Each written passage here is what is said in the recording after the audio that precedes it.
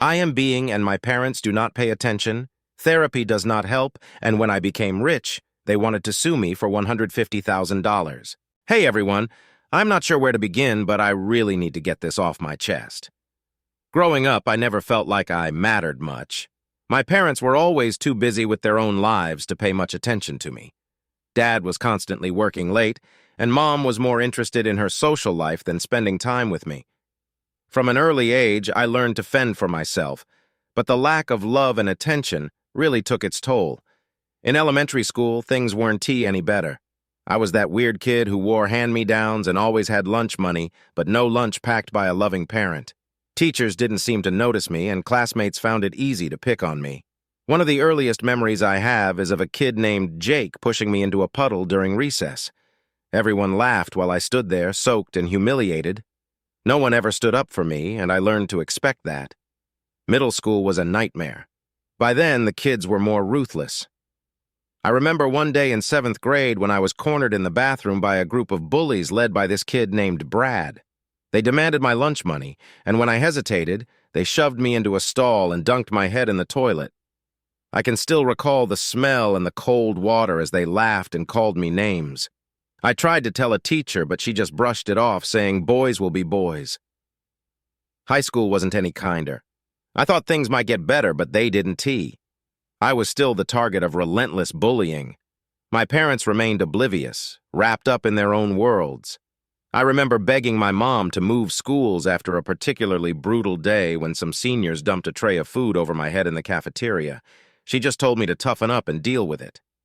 That night, I cried myself to sleep, feeling more alone than ever. As graduation approached, I knew I had to get away. I applied to several universities, making sure to choose ones as far from home as possible. When I got accepted to a university on the opposite coast, I was both excited and terrified. It was my chance to start fresh, but I couldn't shake the fear that things wouldn't change. Moving to a new state for college was a big step for me. It was exciting to think about starting over, but deep down, I was still that scared, lonely kid. The first few weeks were a whirlwind of orientations and new faces. My roommate, Mike, seemed nice enough, but we weren't exactly friends. He was into sports and partying, and I was more reserved, focused on my studies. It didn't take long for the bullying to start again. College was supposed to be different, but it turned out to be more of the same. During my first semester, I tried joining a study group for one of my tougher classes. The group was led by this guy, Derek, who seemed smart and charismatic. However, he quickly singled me out as the weak link. During one of our sessions, he made a snide comment about how I must cheated to get into the university. Everyone laughed, and I felt that familiar sense of humiliation wash over me. The dorms weren't much better. There was this one guy, Tim, who lived down the hall. He was the stereotypical college jock, always throwing parties and being the center of attention. One night I was trying to study for an important exam when the noise from his party became unbearable. I went over to ask them to keep it down, and Tim laughed in my face before shoving me out of his room. A few minutes later, someone knocked on my door. When I opened it, they doused me with beer. I spent the rest of the night cleaning up and trying to ignore the laughter from the hallway. My classes, which I had hoped would be a refuge, were also a source of stress. There was this one professor, Dr. Collins, who seemed to have it out for me. No matter how hard I worked, my papers always came back with harsh critiques and low grades. I once stayed up all night working on a paper, only to receive a D with a note saying my arguments were weak and poorly structured. It felt like I couldn't catch a break anywhere. The constant bullying and academic pressure began to take a toll on my mental health. I started having trouble sleeping and developed anxiety about going to classes or even leaving my room. I tried talking to the campus counselor, but the sessions didn't help much. It felt like no one truly understood what I was going through. By my second semester, I was in a pretty dark place. The bullying had escalated, and my grades were slipping. One night, after another humiliating encounter with Tim and his friends, I hit my breaking point. I was walking back to my dorm when I heard them behind me, laughing and making crude comments. I tried to ignore them, but then someone threw a rock, hitting me on the back of the head. I stumbled and fell, scraping my hands and knees on the pavement. They stood there, laughing, as I picked myself up and walked away. tears streaming down my face. That night, I couldn't take it anymore. I sat in my room staring at the walls, feeling utterly hopeless. I thought about calling my parents, but I knew they wouldn't understand or care. They had never been there for me, and I didn't expect them to start now. I felt completely alone, with no one to turn to. In a moment of desperation, I posted on a university forum asking for help. I poured my heart out, detailing the bullying and how I felt like I couldn't go on. I didn't expect much, but the response was overwhelming. Dozens of students reached out, sharing their own experiences and offering support. Some even offered to accompany me to class or hang out to keep me company. One message stood out. It was from a girl named Emily who lived in my dorm. She told me she had noticed what I was going through and wanted to help. We met up for coffee, and for the first time in a long while, I felt like someone actually cared. Emily became a lifeline for me.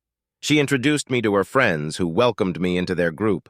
For the first time, I felt like I belonged somewhere. With Emily's support, things started to improve. I found the courage to report the bullying to the university administration, and they took action against Tim and his friends. They were put on probation, and the parties and harassment stopped. Dr. Collins, surprisingly, turned out to be more understanding than I expected. When I explained what I had been going through, he offered extra help and resources to improve my grades. Emily and I grew closer, and she became my best friend. We spent a lot of time together, studying, exploring the campus, and just hanging out. She was always there to listen and offer a shoulder to cry on when things got tough. With her help, I began to rebuild my self-esteem and confidence. As the semesters went by, I started to find my place in the university. I joined a couple of clubs, made new friends, and even started doing better academically.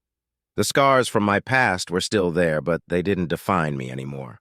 I learned to stand up for myself and seek help when I needed it. Looking back, I can see how far I've come. The journey was incredibly tough, and there were times when I didn't think I would make it. But with the support of people like Emily, I found the strength to keep going. I'm still healing, and I know there will be challenges ahead, but for the first time in my life, I feel hopeful about the future. So, if anyone out there is going through something similar, please know that you are not alone. There are people who care and want to help. Don't be afraid to reach out and ask for support. It can make all the difference. Graduating from university was a monumental achievement for me. I walked across that stage, diploma in hand, feeling a sense of accomplishment and relief. My parents were there, but their presence felt more obligatory than supportive. Nevertheless, I didn't let their indifference overshadow my triumph. This was my moment, and I was proud of myself. Post-graduation life came with its own set of challenges. Finding a job in my field wasn't easy, and I faced several rejections. Each one felt like a step back, reminding me of all the times I had been made to feel worthless. But Emily's constant encouragement kept me going. She believed in me even when I doubted myself. Eventually, I landed a position at a marketing firm. It wasn't my dream job, but it was a start. The office environment was competitive, and I often felt like the odd one out. My colleagues were friendly enough, but I couldn't shake the feeling that they saw me as an easy target. There were subtle jabs and exclusion from social events, but I had learned how to cope better. I focused on my work and kept a professional distance. Emily and I stayed close, and her support continued to be my anchor. She had graduated with honors and was pursuing a Master's degree. We often talked about the future, and those conversations kept me grounded. She encouraged me to seek therapy to address the lingering trauma from my past, and I finally decided to give it a try. Therapy was a revelation. For the first time, I had a safe space to unpack my experiences and understand how they shaped me. My therapist helped me develop coping mechanisms and strategies to build healthier relationships. It wasn't an overnight transformation, but with each session, I felt a little more in control of my life. One day, during a routine team meeting at work, an unexpected opportunity arose. The company was launching a new campaign and needed a project lead. I hesitated, unsure if I was ready, but Emily's voice echoed in my mind, urging me to take the leap. I volunteered, and to my surprise, my manager agreed. Leading the project was one of the most challenging and rewarding experiences of my career. I faced setbacks and criticism, but I also learned to trust my abilities and advocate for my ideas. The campaign was a success, and for the first time, I felt a sense of professional validation. My colleagues began to see me in a different light, and I started to feel like I belonged.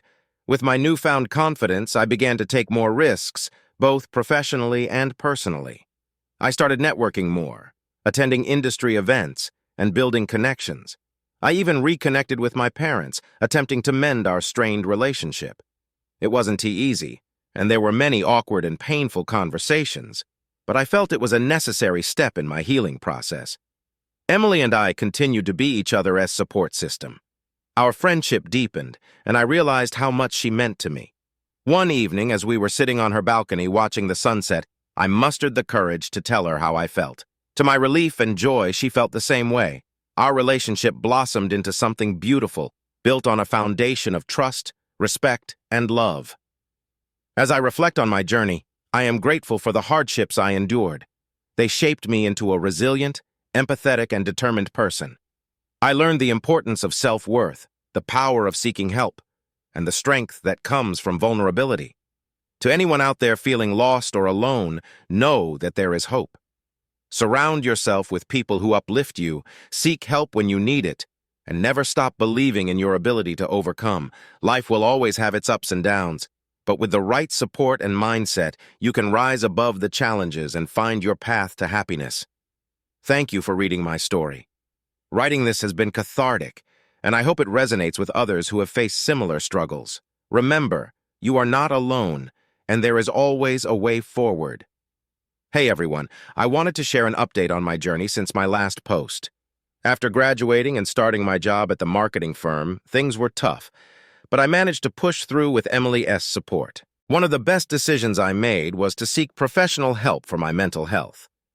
Emily helped me find a highly recommended psychotherapist named Dr. Lisa Morgan. Dr. Morgan's office was warm and inviting, a stark contrast to the cold clinical spaces I had imagined. On our first session, I was nervous, but she immediately put me at ease with her empathetic demeanor. She asked about my childhood, my experiences at school, and my struggles at university. For the first time, I felt like someone truly understood the depth of my pain and wanted to help me heal.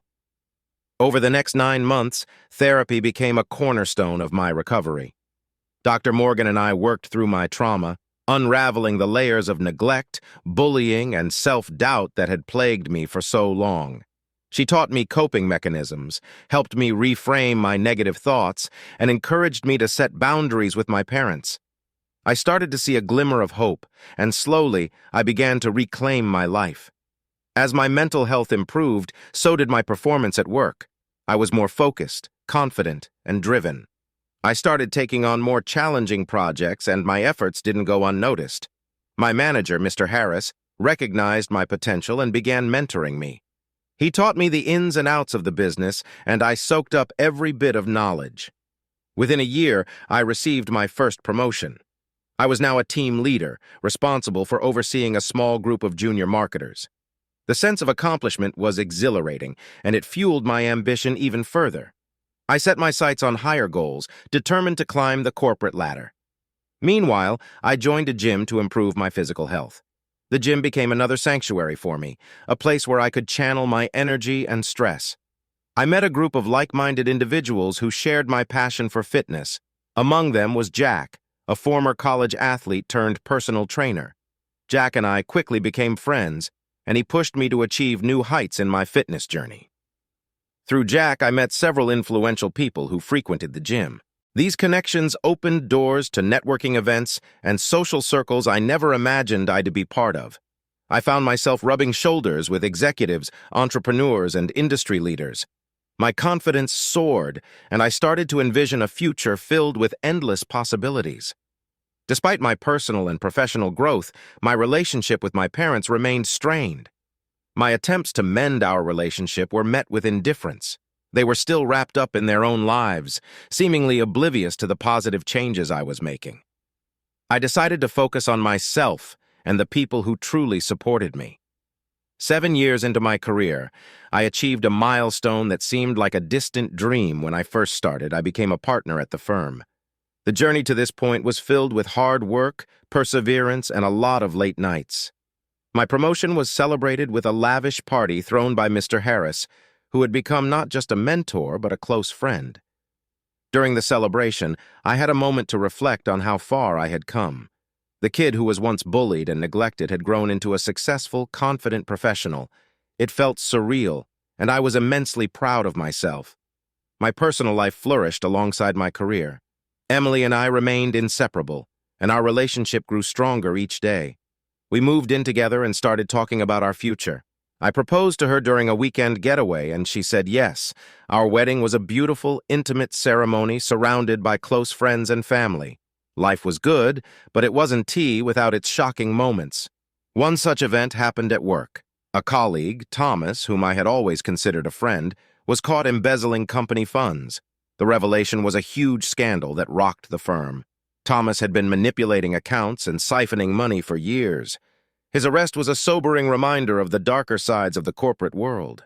It also reinforced the importance of integrity and trust in my professional relationships. Another surprising development came from my estranged cousin, Alex.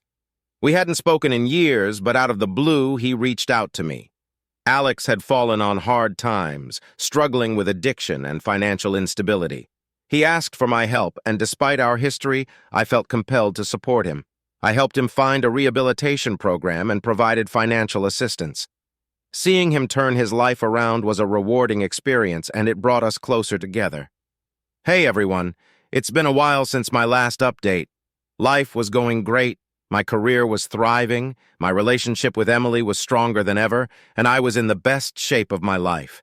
But just when I thought I had left my troubled past behind, an unexpected bombshell dropped. One afternoon, as I was wrapping up a meeting at work, I received a call from my parents. We hadn't been close and our interactions were always strained, so I was surprised to hear from them. My father's voice was cold and businesslike as he said, "We need to talk. It's urgent." Reluctantly, I agreed to meet them at a local coffee shop. When I arrived, they were already seated, looking unusually serious. My mother slid a document across the table toward me. Confused, I picked it up and began to read. My heart sank as I realized what it was they were demanding $150,000 from me for what they called good treatment during my childhood. According to them, all the years of providing for me entitled them to a significant financial payback now that I was successful. I was stunned. This felt like a slap in the face, especially given how neglected I had felt throughout my childhood. I refused to give in to their demands, which only made them angrier. They threatened to sue me for inequality, claiming that I owed them for the investment they made in raising me. True to their word, a few weeks later, I was served with legal papers. My parents were suing me for $1 million, citing inequality and emotional distress. The case gained media attention, and I felt my world starting to crumble. How could my own parents do this to me? I hired a top-notch lawyer, Sarah Bennett, to defend me. Sarah was known for her tenacity and expertise in family law. She assured me that we had a strong case and that we would fight this injustice together. The court proceedings began with both sides presenting their opening statements. My parents' lawyer, Mr. Thompson, painted a picture of them as loving, devoted parents who had sacrificed everything for me. He argued that my success was a direct result of their efforts, and that it was only fair for them to be compensated. Sarah, on the other hand, focused on my neglected upbringing. She presented evidence of the emotional and psychological abuse I endured, including testimonies from former teachers and friends who witnessed the neglect. She argued that my parents were trying to exploit my success out of greed and that their claims were baseless. The trial was grueling, lasting several weeks. Each day I sat in the courtroom, reliving painful memories as both sides presented their arguments. My parents testified about the financial hardships they faced while raising me, emphasizing how they provided for my education and basic needs. Their testimonies were filled with dramatic anecdotes designed to elicit sympathy from the jury. Sarah countered by calling witnesses who testified about the lack of emotional support and attention I received. She brought up the bullying I endured at school and the impact it had on my mental health. She also presented evidence of my parents' extravagant lifestyle, which contradicted their claims of financial sacrifice. One of the most shocking moments came when Sarah revealed financial records showing that my parents had spent large sums of money on luxury vacations and high-end goods while I was growing up. This evidence cast serious doubt on their claims of financial hardship and sacrifice. Mr. Thompson tried to discredit me by bringing up my struggles with bullying and mental health, suggesting that I was exaggerating my experiences for sympathy. He even called a former high school classmate, Brad, to testify against me. Brad downplayed the bullying, claiming it was just harmless teasing. However, Sarah quickly dismantled his credibility by presenting social media posts where Brad bragged about his bullying antics. As the trial came to a close, both sides presented their final arguments. Mr. Thompson appealed to the jury's sense of familial duty, arguing that my parents were entitled to compensation for their years of sacrifice. Sarah, however, urged the jury to see through the facade and recognize the exploitation at play. She highlighted the evidence of neglect and the emotional trauma I had endured, painting a stark contrast to the loving parents my parents claimed to be. After several hours of deliberation, the jury reached a verdict. My heart pounded as we all stood in the courtroom awaiting the decision. The jury foreman read the verdict we find in favor of the defendant, dismissing all claims made by the plaintiffs. Relief washed over me as I realized that justice had prevailed. The court recognized the truth of my experiences and saw through my parents' deceit. My parents were ordered to pay my legal fees, and the case was dismissed with prejudice, meaning they could not bring the same claims against me again. The trial was a turning point in my life. It was painful and stressful, but it also reaffirmed my belief in standing up for myself and seeking justice. My relationship with my parents was irreparably damaged, and we have not spoken since the trial ended. It is a painful reality, but one I've come to accept. The media attention from the trial brought unexpected consequences. Some people reached out with support, sharing their own stories of family betrayal. Others criticized me, unable to understand the full context of my experiences. But through it all, I remained focused on moving forward. Emily was my rock throughout the ordeal.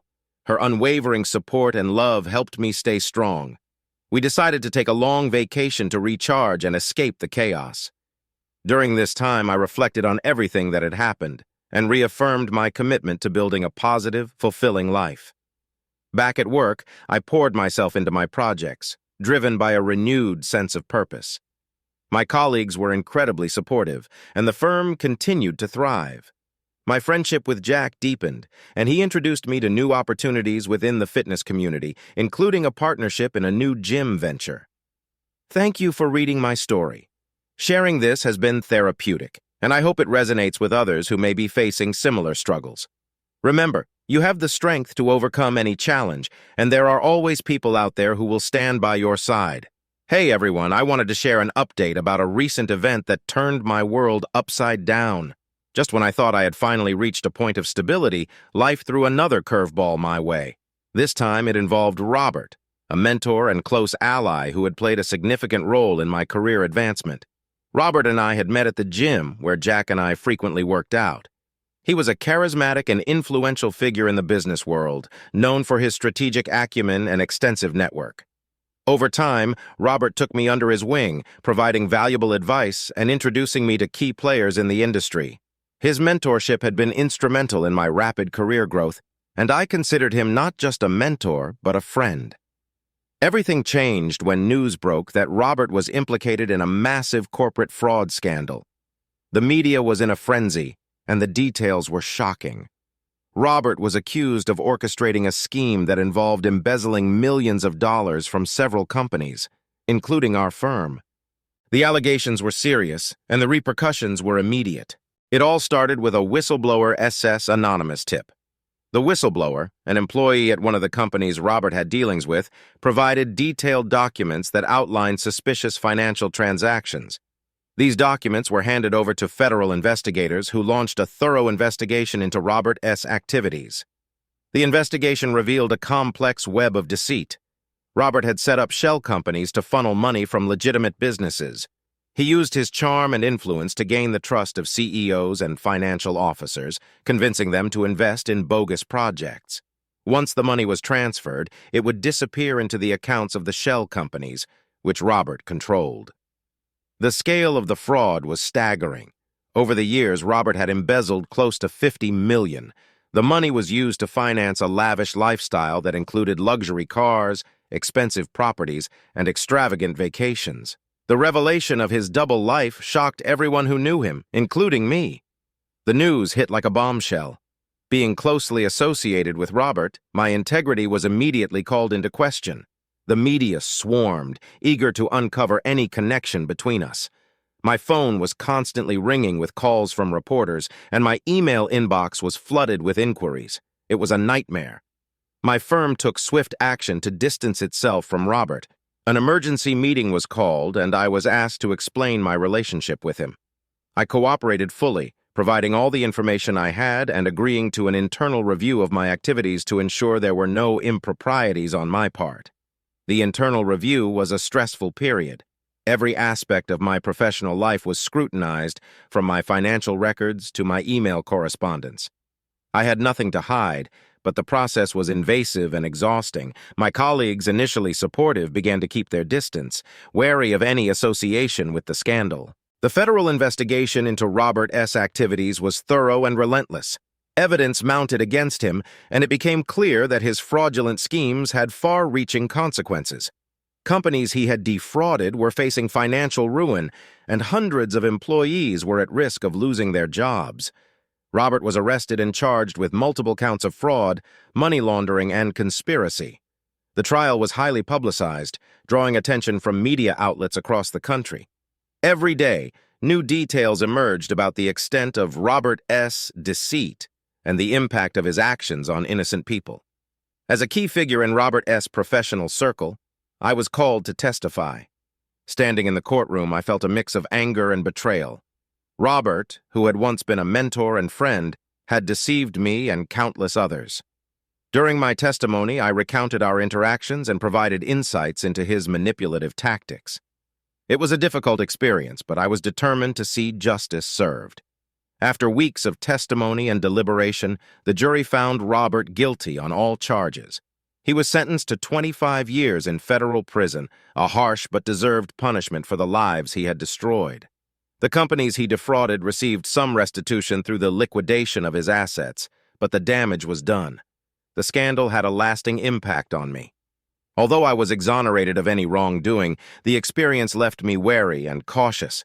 My reputation took a hit, and it took time to rebuild the trust I had worked so hard to establish. However, the ordeal also reinforced my commitment to integrity and transparency in my professional life. With the scandal behind me, I focused on rebuilding my career and regaining the trust of my colleagues and clients.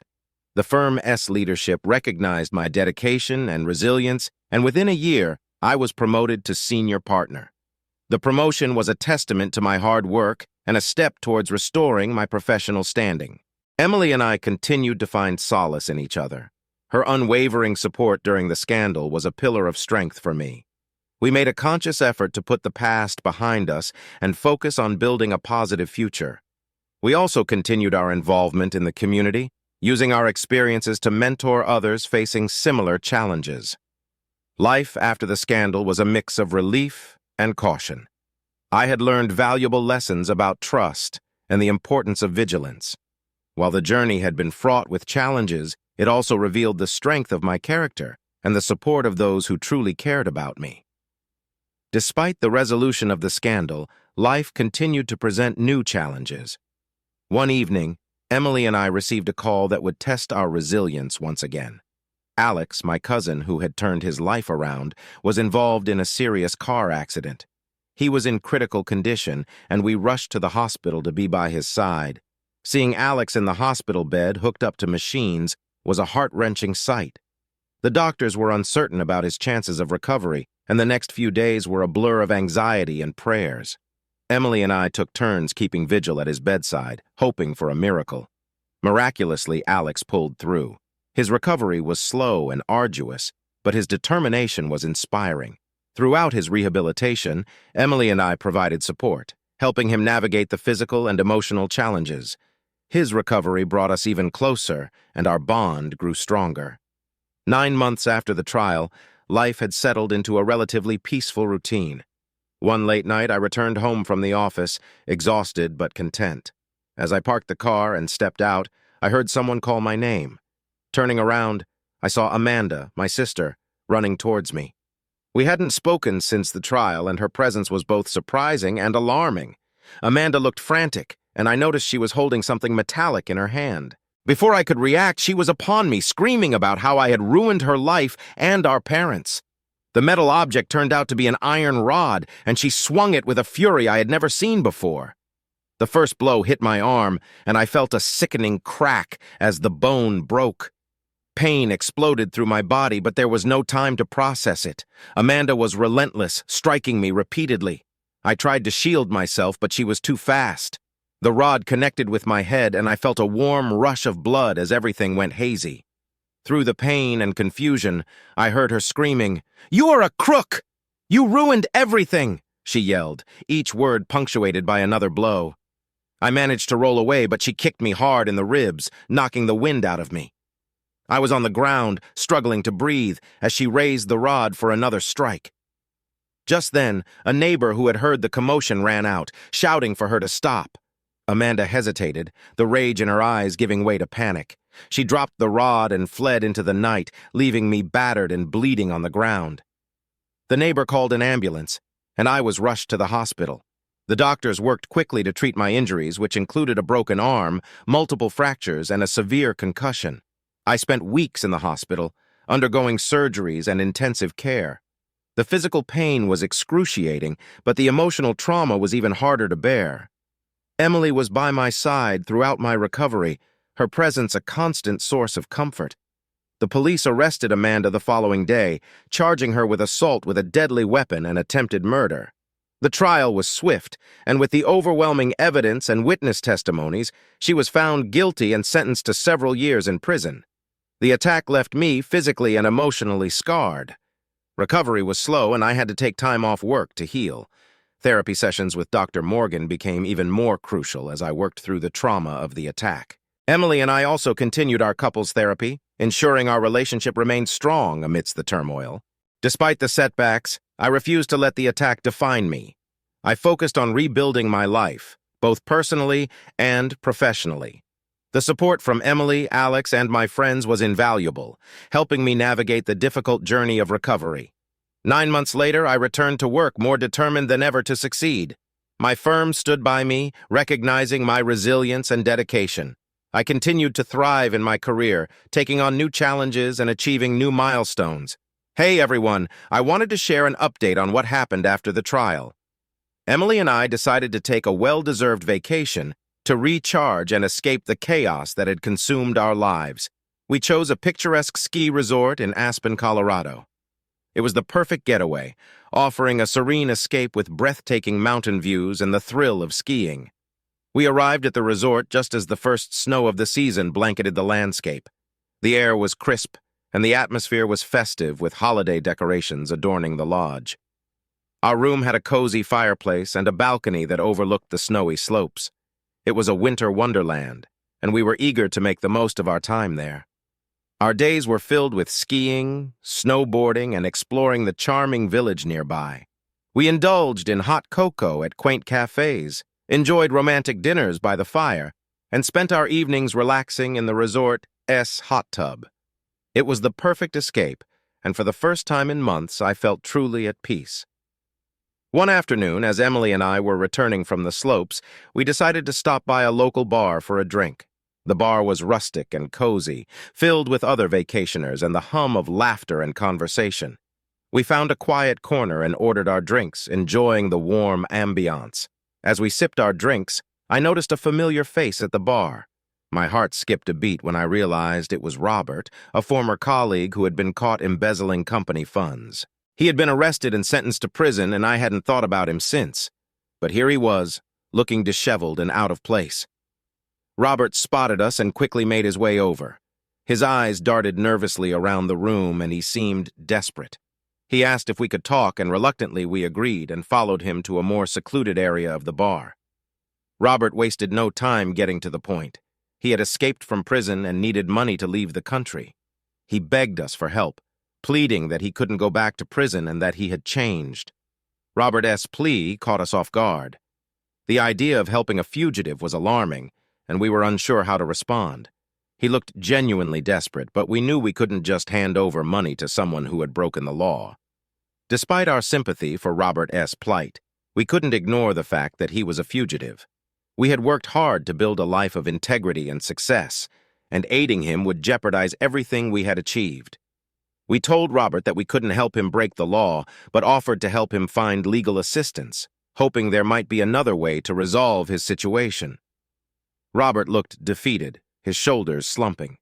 He muttered that he knew it was a long shot and walked away, disappearing into the night. Emily and I sat in silence, processing what had just happened. We felt a mixture of guilt and guilt for not helping Robert in the way he wanted, and relief for not compromising our principles. The encounter with Robert left us shaken. We spent the rest of the evening discussing what had happened and the implications of our decision. We knew we had done the right thing, but it was still hard to shake the image of Robert S.'s desperate face from our minds. The next morning, we received a call from the local authorities. They had been tipped off about Robert S.'s presence at the resort and wanted to speak with us. We explained the situation and provided as much information as we could. The officers assured us that we had done the right thing by not aiding Robert and that they would handle the situation from here. Later that day, we saw news reports that Robert had been apprehended near the resort. He had been trying to hitch a ride out of town when he was recognized and reported. The news brought a sense of closure, but also a reminder of the complexities of human nature and the difficult choices we sometimes have to make.